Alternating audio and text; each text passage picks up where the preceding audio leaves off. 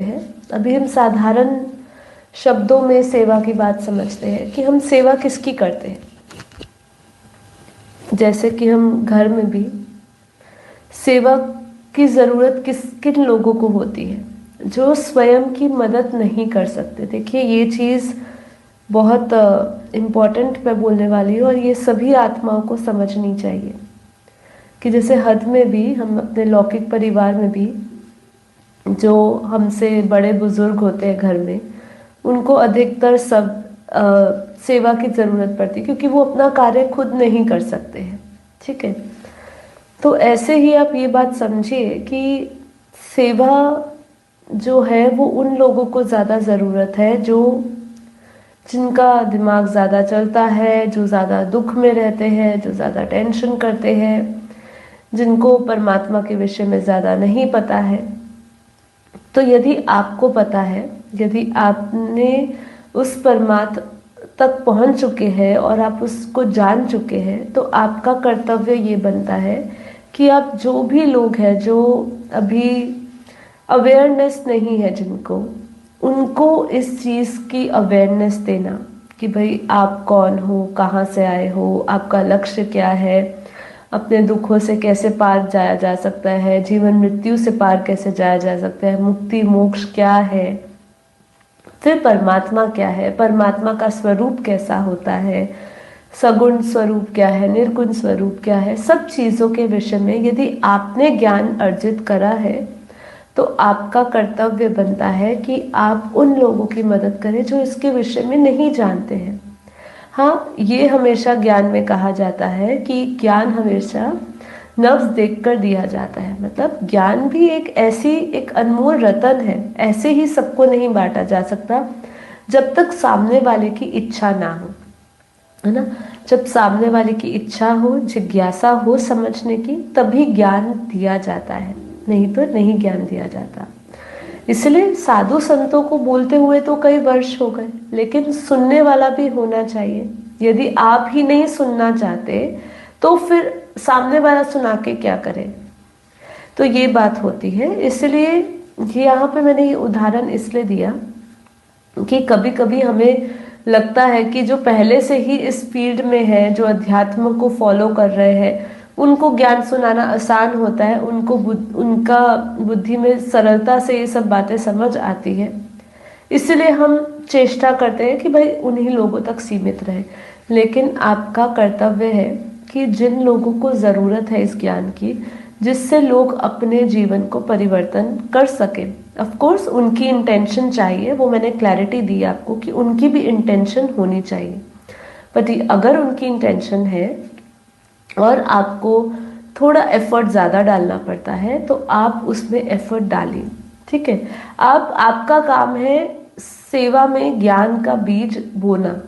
बाकी वो कितना उसको खुद वो स्वयं उस पर पानी डालता है, जैसे अंकुर, बीज को भी पानी डालोगे तभी अंकुरित होगा, तभी पौध बनेगा, तभी वो आगे फल देगा, पेड़ बनेगा, है ना।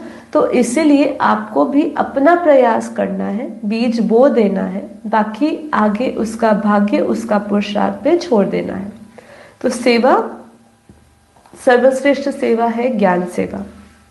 ज्ञान सेवा के लिए आपको अपना तन भी लगाना पड़ता है, मन भी लगाना पड़ता है और धन भी लगाना पड़ता है, जितना जितना जिसमें सामर्थ्य हो। इसलिए हम देखते हैं कि स्थूल में, भक्ति में लोग अपने कमाई का 10% सेवा लगाते हैं, आश्रमों में लगाते हैं या मंदिरों में लगाते हैं, अच्छे काम में लगाते हैं, पुण्य में लगाते हैं। ठीक है, तो ऐसे ही आपका समय, श्वास, संपर्क, सामर्थ्य, सब कुछ उसमें लगना चाहिए। ठीक है, तो अभी सेवा के बारे में मेरे पास थोड़ा लिखा हुआ आर्टिकल है, वो मैम पढ़ते हैं, आप सुनिएगा इसको और इसको समझिएगा। बाकी सेवा के विषय में मैंने बहुत ही डिटेल में स्टार्टिंग के 15 मिनट समझाया, अभी भी वही कर रही हूँ, तो आप समझते जाइए कि सेवा है क्या। तो सेवा है समर्पण का प्रतीक है, अर्थात जब साधक जब अत्यंत प्रेम से अपने लक्ष्य से जुड़ता है तो वह लक्ष्य को प्राप्त करने के लिए सेवा में तैयार तत्पर हो जाता है। ठीक है, ये विषय के बारे में मैंने अपने स्टार्टिंग के 15 मिनट में बोला है। आप इसको वापस सुनिएगा अगर आप बीच में से आए हैं। तो क्या कहा कि जब साधक अत्यंत प्रेम से अपने लक्ष्य से जुड़ जाता है तो उसको लक्ष्य को प्राप्ति करने के लिए जो सेवा है वो उस पे सेवा पे तत्पर हो जाता है।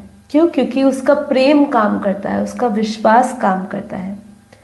यहाँ जब आत्मज्ञान से ज्ञानदाता से जुड़ जाता है और ज्ञान स्वरूप बन के अपने बाप यानी अपने रचयिता के स्वरूप में समा जाता है तो वह एक शाश्वत दिव्य प्रेममय पूर्ण संकल्प जागृत हो जाता है जो आत्मा को निस्वार्थ सेवा में प्रवृत्त करती है।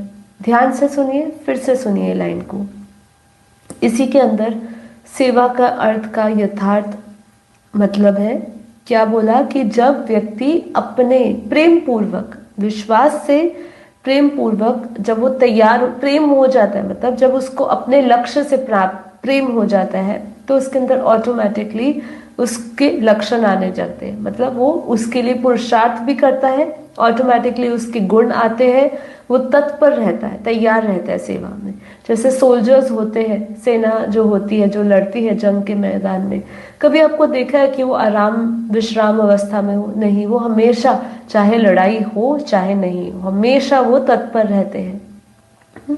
उनका जो देशभक्ति है, वो भक्ति प्रेम जो है वो उनको हमेशा सेवा के लिए प्रवृत्त रखता है, तत्पर तैयार रखता है। ऐसे ही हम सब रूहानी सेनाएं हैं। हमारी सेवा क्या है? विश्व कल्याण की। हाँ, स्व परिवर्तन से विश्व परिवर्तन का भार बापूजी ने हमें दिया है। ठीक है, तो विश्व कल्याणकारी आत्माओं को कितना तैयार होना चाहिए, सोचिए। उनके लिए हर एक श्वास दूसरों के कल्याण के लिए, मैं कैसे दूसरे का दुख कम कर सकूं, कैसा ज्ञान उसको दे सकूं जिससे उसकी परम गति हो जाए, चाहे उसको समझ आए ना आए, पर आपके अंदर क्या चेष्टा होनी, आपके अंदर क्या संकल्प होना चाहिए। बस मैं उसको परमात्मा का परिचय एक बार दे दूं, चाहे आगे उसकी मर्जी, उसको चलना है नहीं चलना उसकी मर्जी, पर मैं परमात्मा का संदेश उसको दे दूं।